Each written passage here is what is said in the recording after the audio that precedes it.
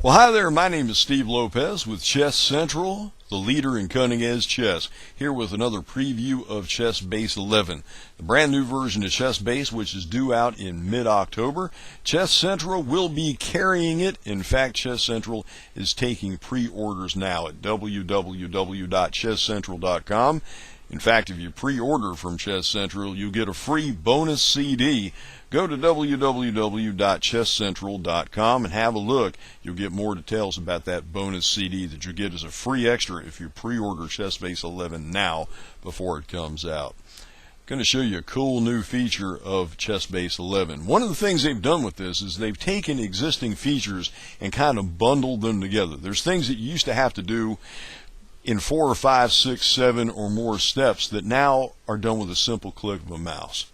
Going to show you one of these right now. The way you set up a lot of features in ChessBase, by the way, is you take your master database. In this case, I'm using Mega Database 2010. Right click on its icon. You'll notice, by the way, in the database desktop that the database icons have all been changed. New icons, new look for the database desktop. If you right click on the master database, your biggest database that you want to use, and select properties, you get this view. Make sure you have reference database checked, because there's a bunch of features that require the use of a reference database. So you have to designate one of your databases as the reference database. I would, of course, choose the biggest one I've got, which is Mega Database 2010. However, for this particular feature, you may want to use a different database. What this allows you to do is prepare for a specific player. This is a really cool feature, not just for players, but for writers as well. I do a fair bit of writing about historical chess players, and I can go back and find their games very easily and find their opening repertoires very easily. Always could with ChessBase, but now you can do it with just a couple of clicks. Let me show you how it's done.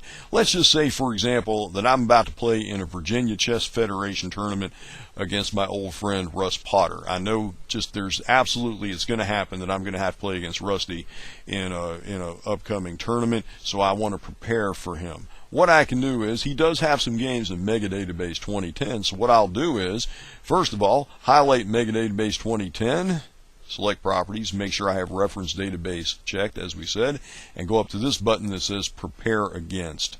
Let me click on that, and what that does is brings up the player index. As you see here, I've already been in here. I took a look and found his games. He's got 32 games in the Mega Database. Now let's just say for some reason I just know somehow in advance that I'm going to be playing black against Russ. So what I can do is, since I have black, he'll be playing white, I can click this button up here, prepare against white. So if I highlight his name down here and click prepare against white, what happens in just a few seconds is it pulls up all of his games where he has the white pieces. I can play through them individually just by clicking on a game, and here I have a game down here in the database, the notation pane. Click on a game in the list, I have the notation, I have a board here, and I can play through the moves either by clicking on moves here, or if I wish I can use the cursor keys on the keyboard, or if I bring the VCR button up in this view, I can do that as well. Let's say I want the VCR buttons. I can get those below the board, and I can play through the game using VCR buttons as well. What is really neat about this, however, is not only do I get all of his individual games over here, I get a tree. Notice that he's got 16 games as white. He has played D2 to D4 in all 16 of those games. That right away tells me I should be prepared, if I'm black, to face a queen pawn opening. That's valuable information right there, and I get that right here in this book reference pane.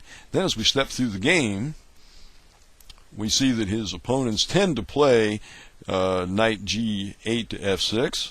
So we'll try that, and now we can see which way this is going. Let's say I want to play the King's Indian Defense. I can click on that and go into the King's Indian Defense and see the kinds of moves that Russ tends to play against it. Very simple. I'm not picking on Russ, by the way. Just used him as an example. What's really interesting about this procedure also is notice how the game list over on the right hand side of the screen, notice how it changes as I step through a game. As I make moves on the board, this list will truncate. You'll lose games. For example, if I go G6, there's only 2 games where he faced G6 as a move. So all the other games that are not relevant to this point have disappeared from the list. Now we have 2 relevant games. And then as we play through the list, he will eventually knock down to 1 game. And there we are. By the time we get to the 5th move of the game, there's only 1 game in which this position occurred. This is a huge, huge, huge tool to help you prepare against opponents if you're a top level player, or even if you're a club level player and you belong to one of those very organized clubs in which games are published. When you have regular tournaments and they collect the score sheets and they put out little tournament books with your opponent's games. Or, for example, if you keep a record of all your Skittles games, you tend to play the same guys all the time.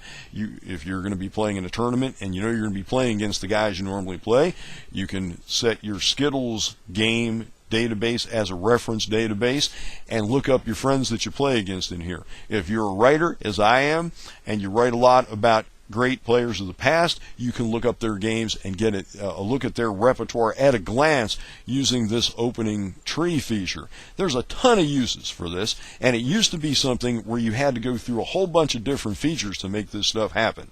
Now you can do it with 1 click in ChessBase 11, just by starting at the database desktop and selecting Prepare Against, pulling up a player out of the master player index, prepare against white or prepare against black. You can do it either way. Just get a real quick look at their particular repertoire against a certain color. In this case, we're looking at Russ as black, so I'm an E2, E4 player. So I play king pawn openings, and we see that he's a little bit flexible. He plays the Caro-Kann sometimes he plays the Sicilian, and sometimes he plays double king pawn openings as well. Interesting stuff, really interesting. And this is a really cool new feature of ChessBase 11. Remember, ChessBase 11 is available now for pre-order from ChessCentral, the leader in cutting-edge chess. Go to the website, www.chesscentral.com.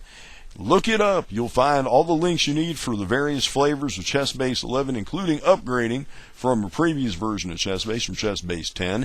And any of those methods of purchasing ChessBase 11 from Chess Central right now will get you a free bonus CD as a gift for pre-ordering from Chess Central, www.chesscentral.com. Chess Central, the leader in cutting-edge chess.